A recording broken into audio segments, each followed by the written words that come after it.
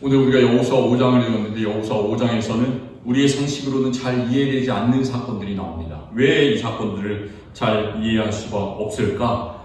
이스라엘 백성들이 이제 하나님의 능력으로 멈추게 해주신 요단강을 건넜으면, 우리가 혹시 바둑 좋아하시는 분 계십니까? 바둑을 딱 둘 때 그 바둑 해설하는 거 들어보면 기세라는 게 있어요. 자기가 지는 것 같은데 딱 한번 공격을 시작하면 계속 끝까지 공격을 해야 되는 거예요. 그게 기세예요. 그래서 보통 사람들이 그렇게 생각합니다. 이스라엘 백성들이 이제 요단강을 건넜으니까 기세잖아요. 힘이 확 나잖아요. 그러니까 그 기세대로 첫 번째 만나는 여리고성 바로 돌격해서 들어가는 게 사람의 방법이겠죠. 정상이겠죠. 그런데 하나님께서는 그렇게 하지 않으시고 이스라엘 백성들을 거기서 딱 멈추십니다. 그리고는 다른 일을 하라, 이렇게 여호수아 5장에서 말씀을 해주십니다. 하나님께서 여호수아에게 칼을 만들어서, 그 당시에 쇠로 칼을 만든 것이 아니라 부싯돌로 칼을 만들어서, 아직도 철기 시대가 오지 않은 것이죠. 부싯돌로 칼을 만들어서 이스라엘 자손들에게 할례를 행하라, 이렇게 명령하십니다. 할례는 제가 여러 차례 말씀드린 것 같은데, 이스라엘의 남자 아기가 태어나면 8일 만에 생식기의 피부를 베어내는 하나님께서 모든 이스라엘 남자들에게 행하라고 했던 그런 예식입니다. 그런데 왜 하필 요단강을 건너서 이제 첫 번째 성을 공격하려는 그 중요한 순간에 하나님께서 그 명령을 내리실까? 왜 그러셨을까? 왜 하필 그때에? 라는 그런 우리가 물음을 던질 수가 있습니다. 이 말씀을 우리가 생각해보면, 그 당시엔 칼로 이제 부싯돌로 칼을 만들었다고 했으니까 상처가 나면 상처가 깊겠죠. 제대로 이렇게 싹 베어지지 않겠죠. 사람들이 낫는데 시간이 오래 걸리지 않겠습니까? 그리고 모든 이스라엘 남자들이 동시에 할례를 받는다면 그 회복되는 시간이 한참 오래 걸릴 텐데, 당장 싸울 수 있는 사람이 없을 텐데, 이방 백성들이, 그 여리고에 있는 사람들이, 성 위에 있는 사람들이, 그 길갈에 모여있는 이스라엘 백성들을 다 보고 있을 텐데, 뭘 하고 있는지 다 알 텐데, 왜 그때 하필 이런 이해가 되지 않는 일을 하라, 이렇게 명령을 하실까? 큰 위협을 왜 하나님께서 자초하시는 것일까? 우리는 그런 생각이 듭니다. 그런데 하나님께서는 이미 계획이 있으셨습니다. 오늘 우리가 읽은 말씀 1절에 보면 요단강을 딱 건너는 순간 하나님께서는 먼저 그 여리고에 있는 사람들, 이방 백성들의 마음을 움직이신 거예요. 그래서 우리를 건너게 하셨음을 듣고 그들의 마음이 녹았고 이스라엘 자손들 때문에 정신을 잃었더라. 그러니까 이제 정신을 잃은 그 사람은 공격할 수가 없겠죠. 하나님께서는 이렇게 이방 사람들의 마음을 바꾸시고 녹이셔서 공격할 수 없게 만드시고 이제 할례를 받아라, 이렇게 명령을 하십니다. 왜 하나님께서 이러셨냐면, 하나님께서는, 우리가 기억해야 되는 것은, 하나님께서는 우리가 지금 당장 무엇을 하고 당장 싸우러 나가는 것보다 더 중요하게 생각하시는 것이 있다는 말씀이에요. 하나님께서 더 중요하게 생각하시는 것이 무엇이냐면, 하나님은 우리가 하나님의 사람으로 먼저 준비되는 것, 그것을 원하시는 줄로 믿습니다. 오늘 바로 할례를 받아라, 이 중요한 순간에 하는 것은 너희가 하나님의 사람으로 준비되어라 라는 그런 명령입니다. 이스라엘 백성들이 애굽을 탈출한 다음에 광야를 40년 동안 방황했습니다. 그 40년 동안 전혀 할례를 받지 못했습니다. 오늘 말씀에 따르면 광야 이전 세대, 그러니까 애굽에 살았던 사람들은 다 할례를 받았는데 광야에 나온 다음부터는 자손들이 할례를 받지 못했다, 이렇게 기록하고 있습니다. 왜 그랬을까 생각해보면, 사람들이 다 텐트를 쳤잖아요. 장막을 쳤지 않습니까? 하나님께서 이렇게 인도하시고 불기둥과 구름기둥으로 인도하시고 하나님께서 떠나라 하면 떠날 수밖에 없는 그런 상황이었기 때문에 낫는 시간 기다릴 수가 없었습니다. 곧바로 장막을 벗고 이동해야 됐기 때문에 40년간 그렇게 할례를 받지 못했습니다. 그리고 이전에 할례를 받았던 세대들이 이제 다 죽었습니다. 그러니까 하나님께서 할례를 명령하신 것은 무슨 뜻이냐면, 새로운 사람들이, 가나안 땅에 들어가는 그 사람들이 준비되어라. 하나님의 사람이 먼저 되어라. 라는 그런 뜻입니다. 여호수아가 하나님의 명령에 순종해서 90돌을 가져다가 할례산에서 이 젊은이들에게 모두 할례를 행했을 때 하나님께서는 여호수아에게 한마디를 하십니다. 내가 오늘 애굽의 수치를 너희에게서 떠나가게 하셨다. 이렇게 하시면서 그곳 이름을 길갈이다. 굴러간다. 라는 그런 뜻의 이름으로 불리게 되었습니다. 무슨 수치가 있었을까요? 그 사람들에게. 내 자신에게 무슨 수치가 있습니까? 여기 오늘 말씀에서는 애굽의 수치를 떠나가게 하셨다. 굴러가게 하셨다. 그렇게 말씀하시는데 왜 광야에서 40년 동안 살았던 사람들이 수치를 가지고 있었을까요? 무슨 수치일까요? 광야는 참 어려운 곳이었습니다. 광야에서의 이야기를 우리가 성경 속에서 읽는다면 광야에서는 별로 좋은 일이 일어나지가 않았습니다. 40년간 어떻게 이스라엘 백성들이 살았을까 궁금할 정도로 참 그 궁핍한 생활을 했습니다. 그곳에서 일어났던 일들을 몇 마디로 이렇게 요약해보면 불순종, 반역, 의심, 죽음, 전염병 뭐 이런 것들이잖아요. 다 좋지 않은 단어들만 우리에게 떠오릅니다. 그런 모든 마음속에 어두운 그림자들, 그리고 그 전부터 가지고 있었던 노예의 생각들, 노예의 근성들, 모든 그런 것들을 다 이 할례를 행함으로써 다 떠나가게 하셨다라는 그런 말이에요. 이제 하나님의 사람이 되었다. 옛사람에서 새 사람으로 하나님께서 인쳐주셨다라는 그런 뜻입니다. 그래서 이 사람들은 드디어 하나님의 전쟁을 할 수 있는 그 사람으로 준비되었다라는 것이 바로 오늘 할례를 행한 의미입니다.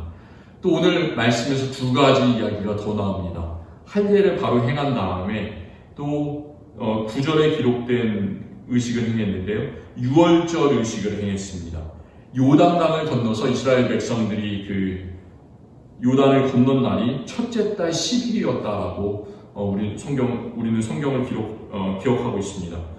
그리고 유월절은 첫째 달 14일에 있습니다. 그러니까 백성들이 요단을 건너자마자 바로 그곳에서 길갈이라는 그곳에서 할례를 받았고 또 상처가 낫는 기간 동안에 유월절 의식을 행했다 이렇게 볼 수가 있습니다. 그런데 우리가 여호수아 5장 9절에서 잘 보시면 여호와께서 여호수아에게 이르시되 내가 오늘 애굽의 수치를 떠나가게 하셨다. 그 다음에 10절에서부터 이제 유월절 이야기가 나오는데요. 그달 14일 저녁에는 여리고 평지에서 유월절을 지켰으며 이렇게 말씀하지 않습니까? 근데 여기에서는 하나님께서 유월절을 지키라고 명령한 기록이 있습니까? 없습니까?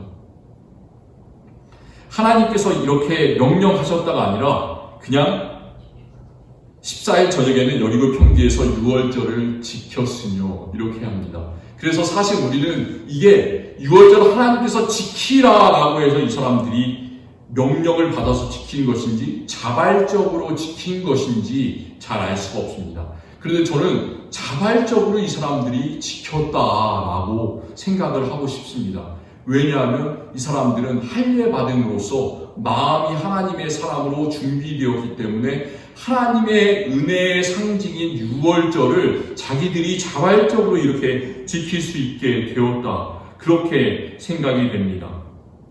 유월절이 어떤 날입니까? 하나님께서 애굽의 10번째 재앙을 일으키실 때 어린 양의 피를 발라라고 명령하시고 그 문입구에 문설주에 어린 양의 피를 바른 이스라엘 백성들을 구원해 주신 날, 그들은 죽지 않고 구원받은 것을 기념하는 날, 그 날이 바로 유월절입니다. 그런데 참 재밌는 것은 여호수아 6장 오늘 여호수아 5장에서 유월절을 지켰다고 하는데 이때까지 이스라엘 백성들이 유월절을 몇 번이나 지켰을까요? 할례는 40년 동안 한 번도 행한 적이 없다. 광야에서 이렇게 말씀하셨는데 그렇다면 이게 유월절을 지킨 기록인데 이 전에는 몇 번의 유월절이 있었을까요? 성경 퀴즈입니다. 몇 번일까요? 첫 번째 유월절이 언제였습니까? 광야 생활을 하기 전에 애굽에서 10번째 재앙을 하나님께서 그곳에 일으키실 때 첫 번째 오리지널 유월절이었죠. 그 유월절을 지켰습니다. 그게 바로 출애굽기 12장에서 10번째 재앙이 나올 때 그때 유월절을 지켰고, 두 번째 유월절을 또 지켰습니다. 그게 언제였냐면 민수기 9장에서 나옵니다. 이스라엘 백성들이 애굽을 탈출한 다음에 그 다음에 모세의 명령을 따라서 딱 1년 후에 그 달 첫째 달 14일에 또 유월절을 지켰습니다. 그러니까 한 번 오리지널 유월절이 있었고, 두 번째 그 다음 1년이 지난 다음에 유월절이 있었고, 그런데 또 40년 동안 광야 생활을 하는 내내 이 사람들은 유월절을 지켰다라는 기록이 없습니다. 그러니까 이 40년 광야의 기간은 진짜 말대로 광야의 기간이에요. 하나님께서 명령하신 것을 제대로 지키지 못한 그런 기간이었습니다. 그렇기 때문에 오늘 말씀이 참 깊은 의미가 있습니다. 이제 광야 생활 40년을 마친 다음에 요단강을 건너고 하나님의 명령을 다시 지킬 수가 있게 되었다. 또 이것을 하나님께서 억지로 시키셔서 이 사람들이 한 것이 아니라 할례 받은 사람으로서, 하나님과 언약을 맺은 사람으로서 자기들이 자발적으로 마음에 감동이 되어서 유월절을 지킬 수가 있게 되었다. 얼마나 놀라운 그런 기쁜 소식입니까? 그리고 또 의미가 있는 것은 유월절 다음 날이 무교절입니다. 그래서 누룩 없는 떡을 먹고 그날을 7일 동안 함께 기념하는데, 7일 동안 이스트가 없는, 그 누룩이 없는 빵을 먹는 거예요. 맛이 없겠죠. 그런데 하나님께서 그렇게 급하게 이스라엘 백성을 준비시켜서 광야로 애굽을 탈출했다는 것을 기념하고 그것을 계속해서 자손들이 기억하는 그런 기간입니다. 그런데 오늘 말씀에서 의미 있는 것은 그 날에 그 땅에서 얻은 소산으로 무교병을 만들어서 먹었다라는 사실입니다.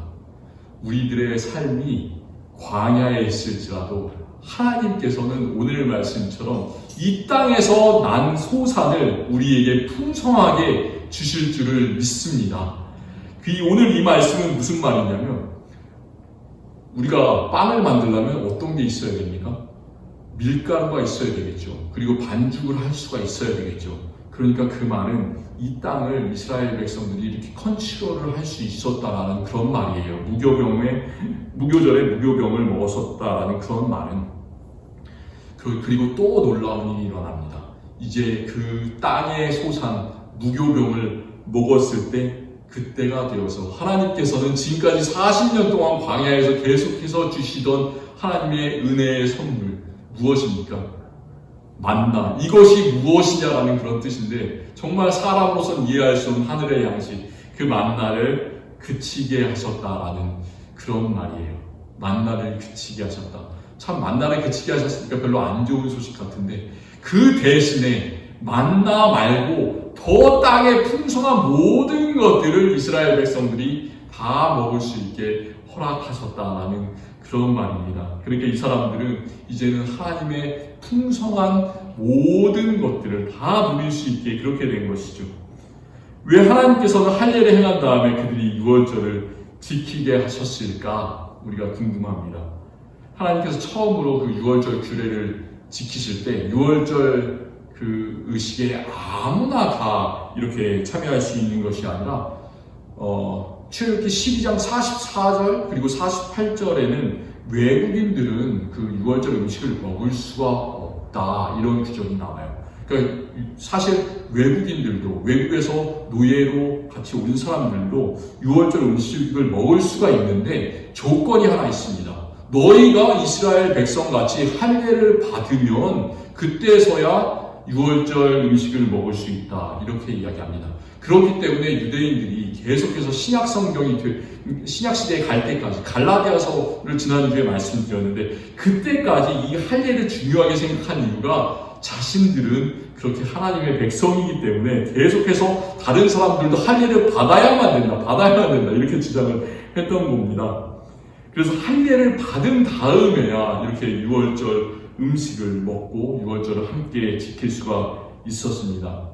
이 말이 무슨 말이냐면 여호수아 5장에서 이 사람들이 할례를 받았다, 또 또 그 이후에 유월절 음식을 먹었다라는 말은 약속의 땅으로 들어갈 준비가 되었다라는 말이에요. 한번 생각해 보시기 바랍니다. 내가 천국에 들어갈 준비가 됐는가? 우리가 찬송에서도 하잖아요. 등잔 기름이 준비가 됐는가? 내가 10처녀처럼 그 10처녀 중에 5처녀처럼 천국에 들어갈 준비가 됐는가? 한번 우리 자신에게 물어봤으면 좋겠습니다. 내가 마음에 과연 할례를 받은 사람인가? 또 하나님의 잔치에 참여할 준비가 되었는가? 그렇게 되었으면 좋겠습니다. 이렇게 할례 받고 유월절 음식을 먹은 것이 이스라엘 사람들에게 향한 이런 외적인 준비였다면 저는 그 다음에 나오는 말씀들이 더 중요하다는 생각이 듭니다. 여호수아 5장 마지막에 여호수아에게 일어난 사건, 하나님께서 이 사람이 이스라엘과 또 여호수아가 진정한 전쟁을 할 수 있게 준비하는 그런 내적인 준비의 모습이 여기에 나옵니다. 이제 여호수아와 또 이스라엘 백성들은 할례를 행하고 유월절을 지킨 다음에 여리고로 가까이 나아갑니다. 그런데 한 사람이 갑자기 칼을 들고 손에 칼을 들고 여호수아를 마주보고 딱 쓰는 거예요. 여호수아는 묻습니다. 전쟁 중이잖아요, 이때가. 그러니까 이렇게 묻겠죠. 너는 우리를 위하느냐, 우리의 적들을 위하느냐? 너 누구 편이냐? 그런 말입니다. 당연히 전쟁을 하는 사람으로서, 전쟁을 하는 지도자로서 물어야 될 것을 물은 것이죠. 너는 우리 편이냐, 적군 편이냐? 그런데 저는 이 물음에 대한 대답이 참 놀랍습니다. 그 사람은 우리 편이냐, 적군 편이냐? 그 대답에 예스와 노, 이렇게 우리 편, 적 편, 이런 식으로 대답하지 않고 다른 대답을 합니다. 아니라 나는 여호와의 군대 대장으로 지금 왔느니라. 참 놀라운 대답입니다. 아니라 나는 여호와의 군대 대장으로 지금 왔느니라. 이 대답을 듣자마자 여호수아는 그 앞에 엎드리고 절하고 그 사람의 명령을 듣습니다. 하나님께서 특별히 보낸 군대 대장, 그 군대 대장은 여호수아에게 이렇게 명령합니다. 내 발에서 신을 벗으라. 내가 선 곳은 거룩하니라. 이 말씀을 듣자마자 우리는 머릿속에서 한 가지 구절이 딱 생각이 나야 됩니다. 어떤 장면이 생각이 나야 될까요? 하나님께서 누구를 부르신 장면이 생각이 나야 됩니다. 하나님께서 모세를 부를 때의 그 장면, 출애굽기 3장에서의 장면이 바로 떠올라야 돼요. 하나님께서 떨기나무 가운데서 모세를 부르시면서 똑같은 말씀을 하십니다. 내 발에서 신을 벗으라. 내가 선 곳은 거룩하니라. 왜 여호와의 군대 대장이 이렇게 똑같은 말을 했을까? 바로 하나님께서 모세를 부른 것처럼 나도 똑같은 방법으로 너를 부른다. 여호수아를 부른다. 모세 너에게 모든 힘을 주는 것처럼 정말 60만 명의 많은 이스라엘 백성들을 거느릴 수 있는, 아이까지 치면 수백 명만 명의 이스라엘 백성들을 다 통솔할 수 있는, 지도할 수 있는 능력을 주는 것처럼 여호수아 너에게도 똑같은 상황 속에서 똑같은 명령을 준다. 내가 너와 함께한다. 이렇게 말씀하고 계십니다. 하나님께서 우리에게도 이렇게 말씀하시는 줄을 믿습니다. 너가 선 곳은 거룩한 곳이니 너의 신을 벗으라. 이 땅에서 우리 교회에서 하나님께서는 우리에게 그 명령을 주신 줄을 믿습니다. 그리고 나를 그냥 대충 살아가는 사람이 아니라 다른 사람들을 지도하는 사람으로, 내가 있는 자리에서, 내가 있는 거룩한 곳에서 다른 사람들을 이끌어서 하나님의 나라로 같이 인도하는 사람으로 나를 세우시는 줄로 믿으시기를 바랍니다. 우리는 하나님께서 이 장면을 통해서 여호수아의 편견을 철저하게 깨트리는 것을 발견하게 됩니다. 사람의 방법은 그렇잖아요. 너가 나와 함께하고 너가 나를 도와주고 그렇다면 너는 나의 친구야, 우리 편이야 얘기합니다. 그리고 저 사람이 나에게 반감을 가지는 것 같고 뭔가 좀 시비를 거는 것 같고 그러면 난 저 사람이랑 친구 안 할래, 저 사람은 나의 적이야, 이렇게 생각을 합니다. 우리는 이렇게 흑백 논리를 가지고 생각합니다. 예스와 노 이런 식으로 생각합니다. 그런데 하나님께서는 그렇게 생각하지 않는다고 오늘 말씀하시죠. 하나님께서는 이 사람 편, 저 사람 편이 아니라 우리가 오직 하나님 편만이 되기를 원하고 계심을 오늘 말씀에서 발견하시기를 바랍니다. 우리는 다른 편이 아니에요. 우리는 편을 나눠서 다른 편의 사람들하고 싸우는 그런 사람들이 아니라 항상 우리는 어떤 사람이든지 어떤 성격을 가졌든지 내가 어떤 방식으로 예수님을 믿든지 우리 모두의 방식이 다 하나님 편, 오직 여호와 하나님 한 분만을 섬기게 하나님께서 우리를 그렇게 만드셨습니다. 그래서 우리가 지난 주일에 갈라디아서 6장 15절에서 바울이 정말 나는 작은 글자로 쓰는 것이 아니라 큰 글자로 내 손으로 쓴 것을 보라 이렇게 말씀하면서 강조하는 그 구절이 할례나 무할례나 아무것도 아니로되 오직 새로 지으심을 받는 것만이 중요하니라 라고 점을 찍었잖아요. 오직 정말 새롭게 지으심을 받는 것만이 중요하니라 그런 말입니다. 사람들은 너는 내 편이야, 할례파야, 너는 아니야, 무할례파야 이렇게 싸우지만 그게 아니라 오직 예수 그리스도 안에서 새롭게 되는 것, 오직 하나님 편이 되는 것 그것만이 중요하니라. 우리에게도 그런 줄을 믿습니다. 마찬가지로 하나님께서는 정말로 이 여호수아 이스라엘 백성들이 전쟁을 앞두고 있는 중요한 순간에 바로 싸움을 하는 것이 아니라 철저하게 시간을 가지고 준비할 수 있도록 그들을 돌보아 주셨습니다. 또 온전히 새롭게 지으심을 받은 사람이 되어라, 하나님의 편이 되어라, 그렇게 그들을 이끄시고 계십니다. 우리가 여호수아 5장에서 여호수아와 또 이스라엘 백성들이 만났던 상황들을 때때로 우리가 살아가면서 겪을 때가 있습니다. 내 계획으로는 당장 지금 나는 기세다, 이것을 지금 당장 해야 된다, 급하게 해야 된다, 이렇게 생각해야 되는 것이 참 많이 있습니다. 바로 내 앞에 여리고가 있는데 나는 그곳으로 바로 달려가야 된다, 이렇게 생각할 때가 있습니다. 그런데 그보다 더 중요한 것이 있는데 그 중요한 것은 하나님께서는 우리가 하나님의 사람으로 준비되기를 원하는 것, 그것을 원하십니다.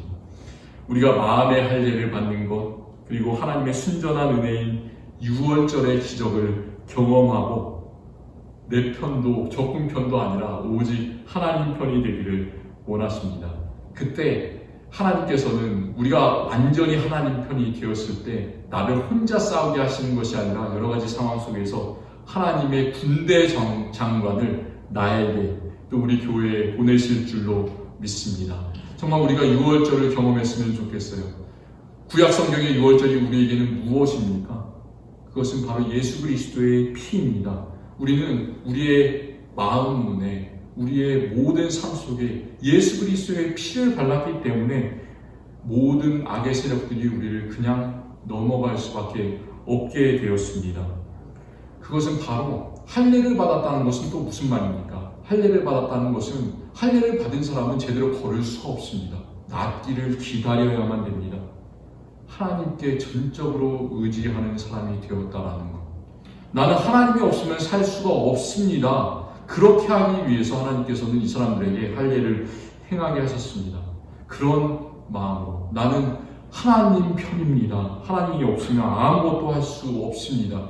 예수님의 은혜가 아니면 살 수가 없습니다. 그런 마음으로 하나님께서 우리가 다 준비되기를 원하고 계십니다. 이스라엘 백성들이 가장 빨리 그 애굽을 지나서 가나안 땅으로 들어갈 수 있던 길이 어떤 길이었을까요? 우리가 그 가나안 땅으로 들어갔던 경로를 생각해 보면 이스라엘 백성들은 참 어려운 길을 갔습니다. 이렇게 쭉 밑으로 내려가서 거기에 시내산이 있는 데가 가장 그 시나이 반도에 있는 아래죠. 그 길이 참 험준하고 물도 나지 않고 그런 길인데 그래서 그 길을 가다 보니까 또 40년을 방황하게 되고 그랬습니다. 그런데 성경에 이런 구절이 나와요.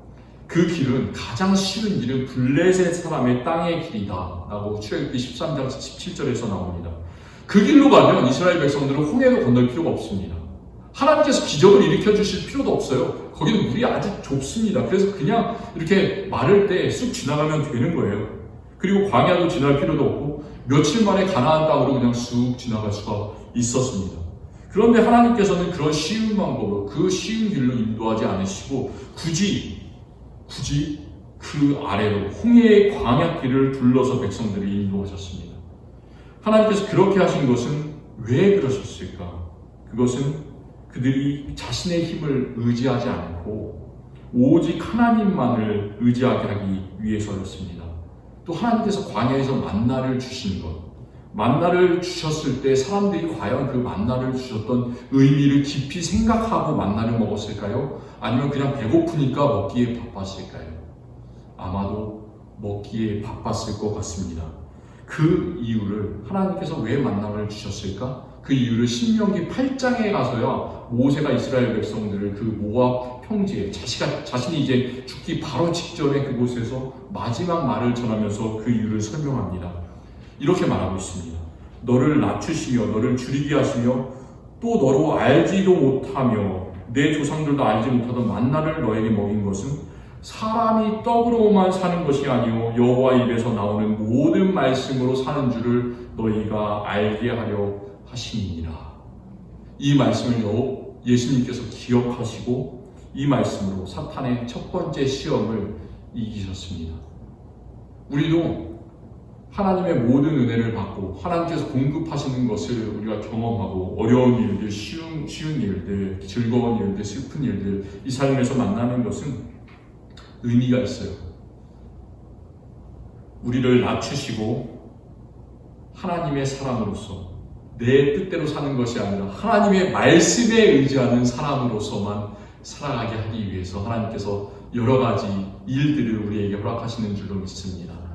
만약 내가 지금 생각하고 있는 참 급한 일이 있다. 여리고 성과 같은 그런 지금 내가 당장 달려가야 하는 깨부시고 싶은 그런 일들, 처리해야 되는 일들이 있다면 그것보다 더 급하게 생각해야 되는 것이 있습니다. 하나님께서 생각하시는 것, 그것을 하시기 바랍니다. 그것은 하나님의 사람으로 준비되는 일입니다. 그때 하나님께서는 준비된 우리를 하나님께서 준비하신 그 젖과 꿀이 흐르는 그 땅으로 인도하셔서 우리의 모든 필요를 하나님께서 채워주실 줄을 믿습니다. 하나님 감사합니다. 오늘 말씀 여호수아 5장 말씀을 통해서 우리가 세 가지 이야기를 함께 나눌 수 있도록 하시니 감사합니다. 이스라엘 백성들이 하나님의 인도하심에 따라서 할례를 받고 또 그들이 유월절 음식을 함께 나누고 또 여호수아는 하나님의 군대 장관을 만나서 그곳에서 위로를 받고 용기를 얻어서 달려나갈 수 있게 되었습니다. 이 놀라운 일들이 우리에게도 일어나게 하여 주시옵소서. 우리가 참 살아가기가 바쁩니다. 마음이 번잡합니다. 그렇지만 우리의 마음 정리시켜 주시옵소서. 하나님의 뜻대로 정리시켜 주시옵소서. 그래서 우리가 우리의 것만을 바라보는 것이 아니라 하나님의 뜻대로 준비되는 것에 초점을 맞추는 삶 살아가게 하여 주시고, 우리가 마음속에 어려움이 있다면 정말로 주님께서 주신 용기로 하나님의 군대 장관이 나와 함께 있구나, 하나님께서 나와 함께 계시는구나, 나를 도와주시는구나 믿으면서 이 어려운 길을 승리하며 달려나가게 하여 주시옵소서. 모든 것들 감사드리며 예수님 이름으로 기도드립니다. 아멘.